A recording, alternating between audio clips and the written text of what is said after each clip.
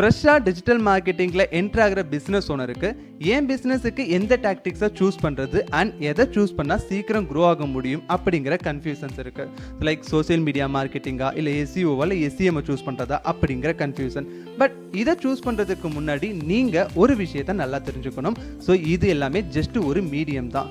So உங்களுடைய audience social மீடியாவில் அதிகமாக இருந்தாங்க அப்படின்னா நீங்கள் தாராளமாக சோசியல் மீடியா மார்க்கெட்டிங்கை சூஸ் பண்ணலாம். இல்லை உங்கள் ஆடியன்ஸ் உங்களை கூகுளில் தான் தேடுவாங்க அப்படின்னா நீங்கள் எஸ்இஓ அண்ட் எஸ்இஎம் இதை சூஸ் பண்ணிக்கலாம். இல்லை உங்கள் ஆடியன்ஸ் அதிகமாக வாட்ஸ்அப் அண்ட் இமெயிலில் தான் அதிகமாக இருப்பாங்க அப்படின்னா ஸோ அந்த கூட நீங்கள் சூஸ் பண்ணிக்கலாம். பட் இதை சூஸ் பண்ணுறது மூலிமா உங்கள் ஆடியன்ஸை உங்களால் ரீச் பண்ண முடியுமே தவிர பெஸ்ட் ரிசல்ட்டை பார்க்க முடியாது. ஒருவேளை நீங்கள் அப்படி பெஸ்ட் ரிசல்ட்டை பார்க்கணும்னு நினச்சிங்க அப்படின்னா நீங்கள் ஃபோக்கஸ் பண்ண வேண்டிய இடம் ஸ்ட்ராட்டஜிக் அண்ட் கிரியேட்டிவ் ஐடியாஸ். எல்லாரும் பண்ணுற ஒரே விஷயத்த நீங்கள் பண்ணிட்டு இருந்தீங்க அப்படின்னா பெரிய அளவில் எந்த ஒரு இம்பேக்ட்டுமே இருக்காது. உங்களுடைய கிரியேட்டிவ் ஐடியாஸை இந்த மீடியம் மூலிமா உங்கள் ஆடியன்ஸை போய் ரீச் அவுட் பண்ணும்போது டிஜிட்டல் மார்க்கெட்டிங் உங்களுடைய பிஸ்னஸுக்கு ரொம்பவே ஹெல்ப்ஃபுல்லாக இருக்கும்.